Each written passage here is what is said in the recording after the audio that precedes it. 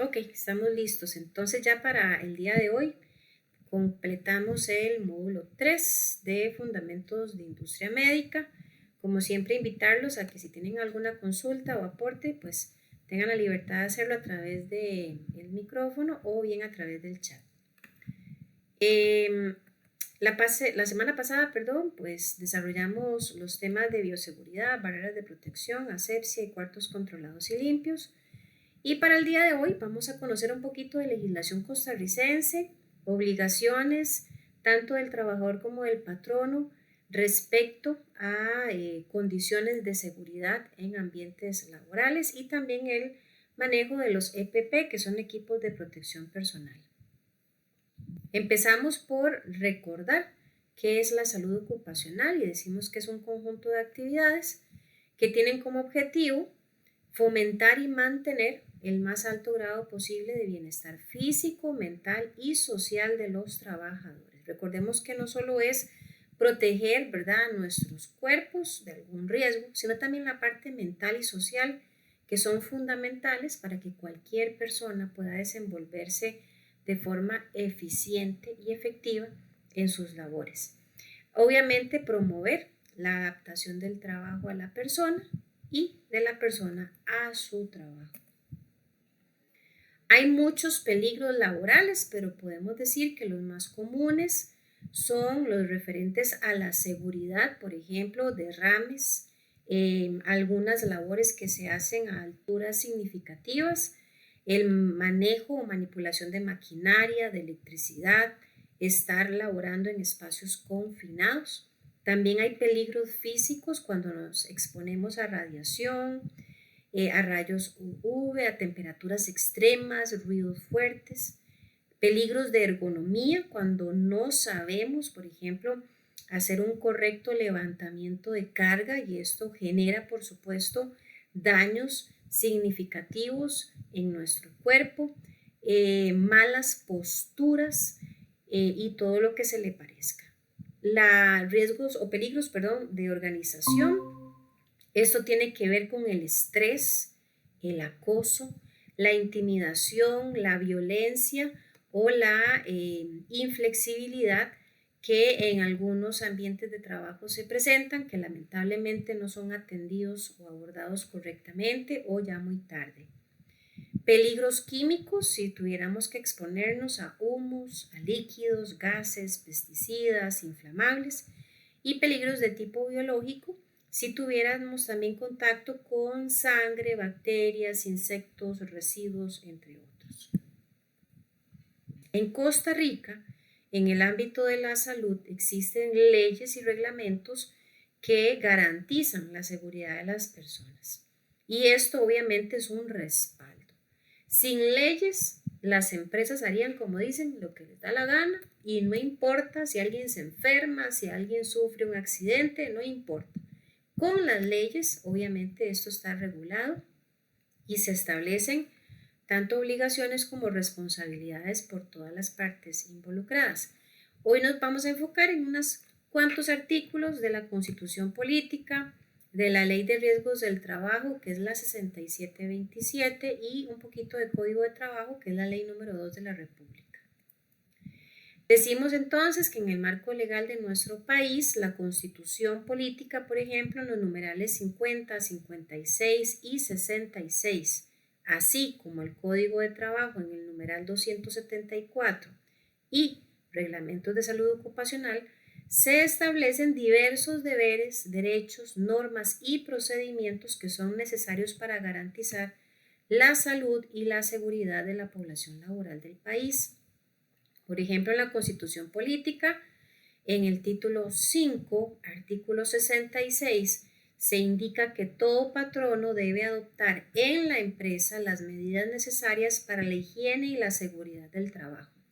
Y aquí es importantísimo empezar a observar cómo algunos de los enunciados que vamos a citar en estas leyes empiezan con palabras claves como debe. O sea, esto es una obligación. No es si el patrono quiere, si le parece, si le gusta, si puede.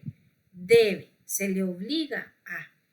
generar muchas medidas de seguridad e higiene. Entonces, cuando ustedes o yo estamos en un ambiente laboral donde existen reglas, donde existen lineamientos que nos obligan a cumplir, no es porque el patrono quiso molestar o porque se lo inventó. No, es que el patrono está obedeciendo la ley. Si no obedece, obviamente puede exponerse a multas y a situaciones legales, ¿verdad?, que no son para nada beneficiosas. Por ejemplo, la Ley de Riesgos del Trabajo, la 6727, en el título 4, artículo 195, establece que se constituyen riesgos del trabajo los accidentes y las enfermedades que ocurran a los trabajadores con ocasión o por consecuencia del trabajo que desempeñan en forma subordinada y remunerada, así como la agravación o reagravación que resulte como consecuencia directa, inmediata e indudable de esos accidentes y enfermedades. Es importante que hasta la ley tenga que establecer qué es un riesgo de trabajo. Entonces, cuando ustedes o yo sufrimos algún accidente o padecemos alguna enfermedad originada por el tipo de labor que realizamos, ya la ley lo establece como riesgo. Y frente a los riesgos, obviamente, deben existir esfuerzos para atenderlos, para prevenirlos y en caso de que se manifiesten, pues que el patrono también pueda asumir su responsabilidad. Vean que inclusive este artículo no solo señala lo que es el riesgo, sino que también establece que cualquier agravación, o sea, yo me enfermé, más pongamos cualquier persona, ¿verdad? Pedrito se enfermó y resulta que a pesar de que recibe, ¿verdad?, la atención médica, lo incapacitan y resulta que Pedrito no se mejora, se empeora, se agrava la situación, eso también está incluido dentro de lo que es un riesgo de trabajo. El Código de Trabajo, que es la ley número 2 de la República, en el artículo 284, establece que sin perjuicio de lo establecido en otras disposiciones del Código, serán obligaciones del patrono a permitir a las autoridades competentes la inspección periódica de los centros de trabajo y la colocación de textos legales, avisos, carteles y anuncios similares referentes a la salud ocupacional. ¿Y quiénes son las autoridades competentes? Bueno, puede ser desde el Ministerio de Salud, puede ser el Ministerio de Trabajo, ¿verdad?, que se haga presente para hacer inspecciones. Y vean que dice obligaciones y inicia con permitir. O sea, el patrón no puede negarle a estas instancias que realicen inspecciones. Y también pues tienen que tener la libertad de que si ellos requieren colocar algún aviso, alguna indicación, alguna recomendación, lo hagan con toda la libertad. B. Cumplir con las disposiciones legales y reglamentarias para la capacitación y adiestramiento de los trabajadores en materia de salud ocupacional. Así que si ustedes han recibido alguna vez capacitación en este tema, no es porque la empresa es muy carga o porque la empresa es muy creativa, no, es que la empresa está obedeciendo una obligación que es capacitar. Cumplir con las normas y disposiciones legales y reglamentarias sobre salud ocupacional, que son muchas las normas, así que cada esfuerzo, cada regla, cada norma que ustedes o yo cumplimos en el trabajo con el fin de salvaguardar nuestra integridad física, mental y social, obedece precisamente a esta otra obligación que tiene el patrón. Proporcionar equipo y elementos de protección personal y de seguridad en el trabajo y asegurar su uso y funcionamiento. Aquí son tres cosas importantes. O sea, el patrono tiene la obligación de ofrecer, de darle, de facilitarle al empleado cualquier equipo de protección, llámese un casco, lentes, guantes, zapatos de seguridad, etcétera, que sean necesarios para cumplir su labor de forma segura. Eso es una obligación. Y no solamente es dárselos, el patrono tiene que velar porque la gente los use. Yo no sé si ustedes han conocido, yo sí, compañeros que aunque se les dan todos los instrumentos, les da pereza usarlos. Cada vez que pueden, omiten su utilización. Y el patrono tiene la obligación de velar porque se use sí o sí cuando es necesario. Si no lo hacen, ahí vienen las amonestaciones e inclusive hasta despidos. ¿Por qué es así? Porque sale muy caro para un patrón pagar o cubrir el gasto médico por un accidente que haya surgido a raíz de que el empleado no se quiso poner el casco, no se quiso poner los guantes. Entonces sale muy caro. Es mejor obligarlos, velar constantemente, andarle jalando el aire, como dicen, o hacer las advertencias que tengan que hacer. Y como último punto, en este mismo enunciado, vean que dice velar porque funcionen. Y es que también a veces pasa que los patronos, algunos, se ponen muy quisquillosos, ¿verdad? En decir, no, hombres, sáquele el jugo hasta que ya no eche, como dicen, ¿verdad? El casco. Hasta que ya no le quepa un huequito más. Hasta ese máximo punto se lo voy a cambiar. Y no, o sea, pues tiene que estar en perfecto funcionamiento. ¿Para qué vamos a estar utilizando, entre comillas, un equipo de protección que al final no nos protege? Solo porque el patrono no quiere invertir en equipos de buena calidad o en cambiarlos ya cuando cumplen su vida útil. No solamente el patrón tiene obligaciones, nosotros como colaboradores, como trabajadores, también tenemos obligaciones y lo dicta la misma ley número 2 en el artículo 285. Y vean que dice todo trabajador, y otra vez la palabra clave, deberá, eso es una obligación, acatar y cumplir en lo que le sea aplicable con los términos de esta ley, su reglamento, los reglamentos de salud ocupacional que se promulguen y las recomendaciones que en esta materia les formulen las autoridades competentes, o sea, tiene que hacerlo. Escuchaba un día de esos a unos estudiantes que me decían, profe, pero ¿y si yo no sabía que eso había que hacerlo? Bueno, aquí la ley es clara y dice que nosotros no podemos, como dicen, excusarnos frente a algo que no hicimos diciendo es que no sabía. Porque en el momento en que somos adultos, ya tenemos la obligación de conocer las leyes. Si ustedes no conocen el Código de Trabajo, los invito a que hagan una lectura, porque ahí vienen las responsabilidades y obligaciones que tenemos. Después no nos pueden decir, lo vamos a despedir porque usted omitió hacer esto. No, es que yo no sabía, nadie me dijo. Qué pena, eso está en una ley de la República, usted tiene el deber de conocerlo. Serán obligaciones del trabajador entonces, entre otras disposiciones, por ejemplo, someterse a exámenes médicos que establezca el reglamento de la ley u ordenen las autoridades competentes de cuyos resultados deberá ser informado. Aquí no es que a mí no me parece que me haga un examen, es que yo no estoy de acuerdo, qué pena, la ley lo dice, someterse a exámenes médicos. Así que esto es simple y sencillamente una obligación. Y no solamente es exponernos a estos exámenes, ¿verdad? De buena voluntad, sino que también tengamos acceso a los resultados de los exámenes. Colaborar y asistir a los programas que procuren su capacitación en materia de salud ocupacional. No mire que a mí me da pereza, que a mí eso no me gusta, que me aburre, que yo no sirvo para ese tema, es que no, a mí no me gusta trabajar en brigadas. Bueno, es que no es que me guste, es que es una obligación que dicta la ley. Participar en la elaboración, planificación y ejecución de los programas de salud ocupacional en los centros de trabajo. No sería raro que en algún momento tal vez nos tomen en consideración para elaborar planes que aún no existen en la empresa.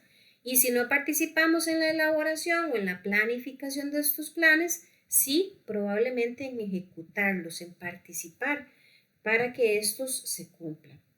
Utilizar, conservar y cuidar el equipo y elementos de protección personal y de seguridad en el trabajo que se les suministren. Recordemos que el último punto del patrono decía que él tenía que facilitar, ¿verdad?, todo el equipo de protección. Ok, el patrono cumple su parte. Nosotros como trabajadores tenemos que cumplir la nuestra, que es utilizarlos, conservarlos y cuidarlos.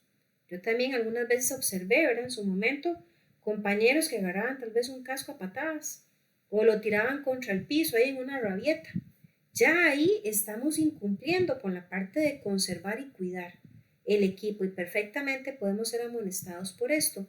Y no es porque el patrono se le antojó molestarnos, es porque la misma ley respalda al patrono. Recordemos que a fin de cuentas, cualquier insumo que recibamos en la empresa son activos del negocio y por ende deben ser cuidados y utilizados pues para el fin que estos fueron creados. Bien, hago una pequeña pausa por acá. Me gustaría saber si hay algún comentario o algún aporte, alguna preguntita. Ok, Milena, estamos claros con la información. Si no, ahí me confirman con un dedito arriba que estamos bien.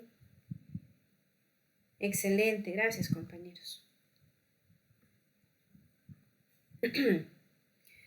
Pues bueno, también en temas de salud ocupacional existe una organización, ¿verdad? Bastante conocida a nivel mundial, que es la OPS, la Organización Panamericana de la Salud. Esta organización se especializa en la salud pública y trabaja, ¿verdad? Pues se dice cada día con todos los países de la región para mejorar y proteger la salud de la población. Así que hay muchas leyes, ¿verdad? O reglamentos que existen en los diferentes países y que obedecen a las recomendaciones o a las instrucciones de esta organización. ¿Por qué? Porque ella brinda una cooperación técnica en salud, combate enfermedades de transmisión, ataca padecimientos crónicos y sus causas, fortalece sistemas de salud y da respuesta ante situaciones de emergencia y desastres. La OPS vela porque la salud sea incluida en todas las políticas, porque todos los sectores hagan su parte para asegurar que las personas vivan más y mejores años de vida, porque la salud es nuestro recurso más valioso. Además, recordemos que la salud es un derecho fundamental. Algunas precauciones para el control de las infecciones. Bueno, hay elementos fundamentales de las precauciones estándar que son la higiene de manos, ¿verdad? Esto es súper importante y es clave. Parecería mentira que algo tan sencillo como lavarse bien las manos con agua y jabón repercute significativamente en muchos escenarios. La limpieza y la desinfección de los lugares donde nos encontramos laborando, la seguridad frente a infecciones o medicaciones, la evaluación de riesgos por el uso correcto o adecuado de los equipos de protección personal, la minimización de exposiciones potenciales, ¿verdad?, a situaciones o entornos de riesgo y los reprocesamientos de equipos médicos reutilizables. Los equipos de protección personal existen, obviamente, como lo dice el nombre, pues para proteger. Sus siglas generalmente son EPP y son todo tipo de piezas o dispositivos que pueden colocarse sobre el cuerpo y que pueden generar, llamémoslo así, un tipo de barrera de protección o por lo menos minimizar el riesgo frente a lesiones o enfermedades. Semanas atrás habíamos visto lo que eran las barreras de protección, aquí las estamos viendo desde una terminología de salud ocupacional, pero prácticamente son lo mismo.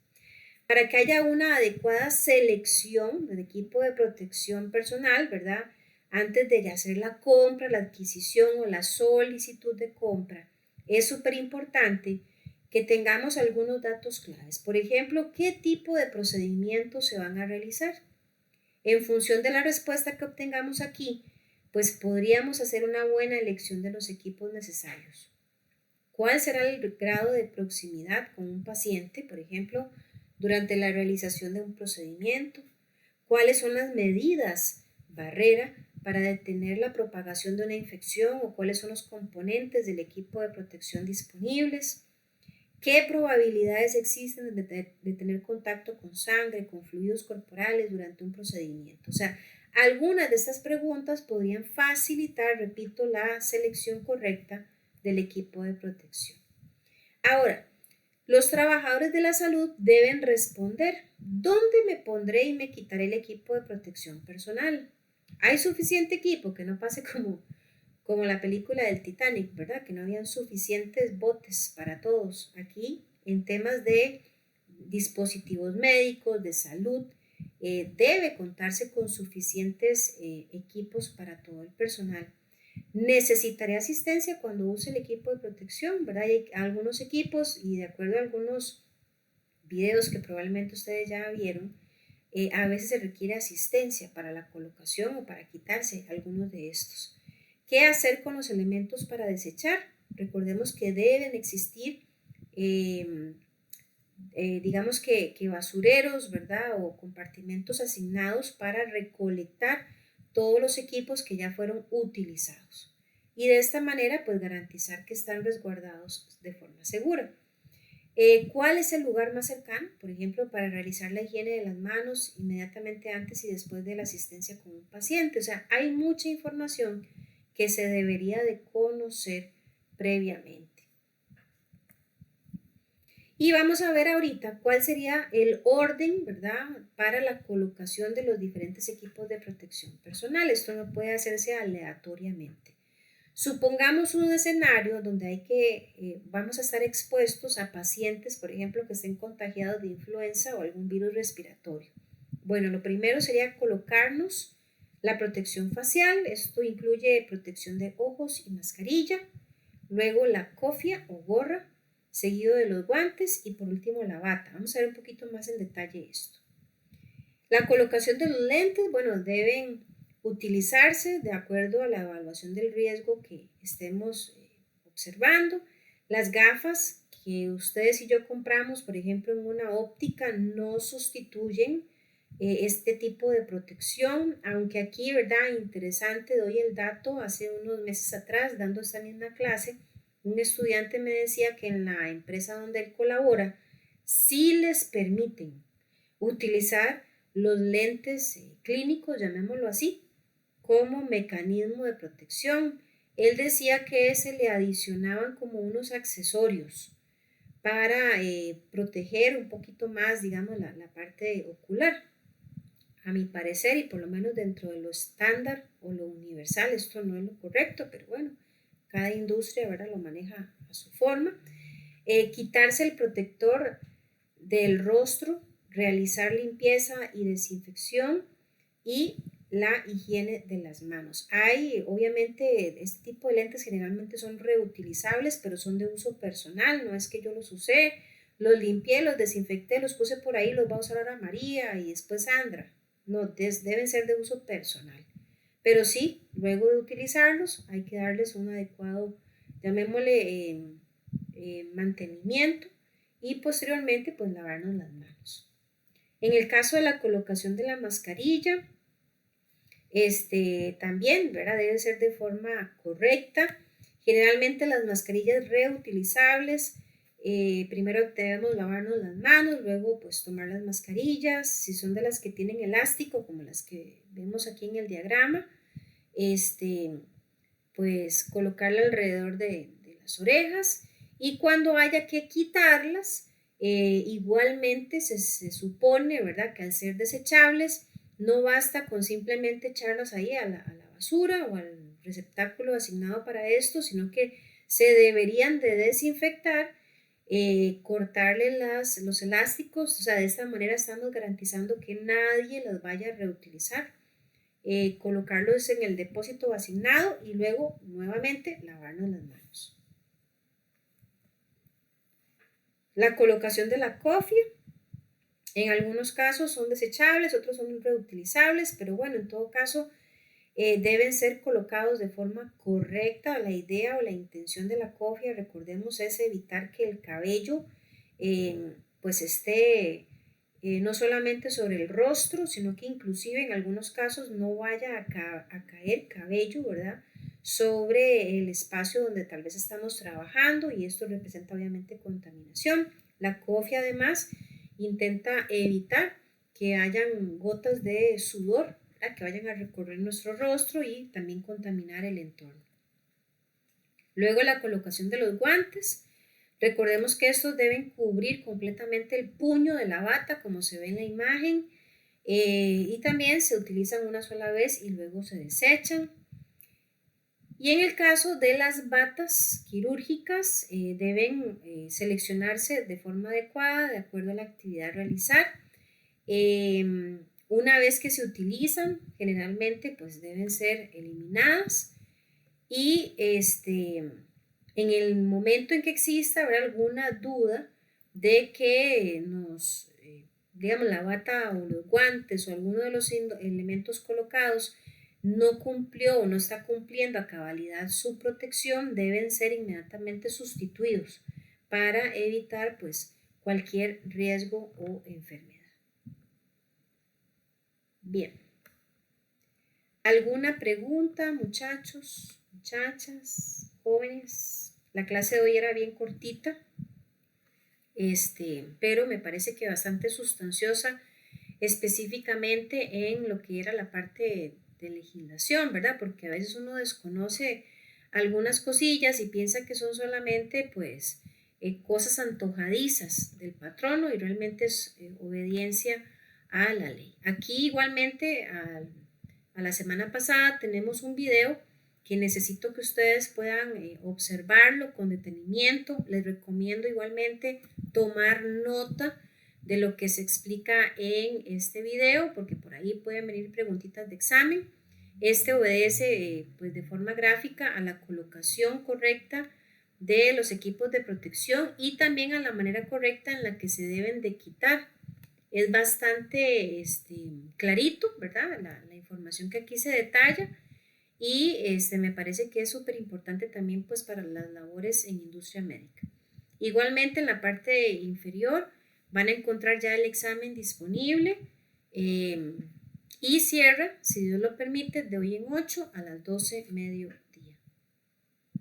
¿Alguna pregunta? ¿Algún aporte que quieran ofrecer? ¿Queda clara la información? Sí, profe, está muy bien todo. Gracias. Excelente, gracias a usted, Milena. Gracias, compañero. Ok, excelente.